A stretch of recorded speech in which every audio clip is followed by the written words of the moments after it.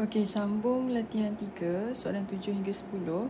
Jadi ini kita buka bracket 4P darab 2R. So 4 darab 2, 8. P darab R, PR. Yang ni R bukan V.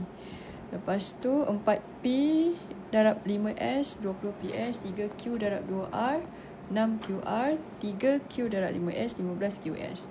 Dan 3A darab 2C, 3 darab 2, 6A darab C, AC. 3A darab 3, 9A, negatif B darab 2C, negatif 2BC, negatif B darab 3, negatif 3B. X darab X, X kuasa 2, X darab 2, 2X, 3 darab X, 3X, 3 darab 2, 6. So yang ni sama, X dengan X ni sama.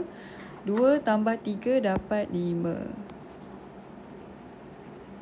Okay, dapat 5. Dapat 5X lah. Okay, ini buka P darab P, P kuasa 2, P darab negatif 2, negatif 2P, 7 darab P, 7P, 7 darab negatif 2, negatif 14. So, ni sama. Kalau tak tahu, tekan kalkulator. So, negatif 2 tambah 7, positif 5.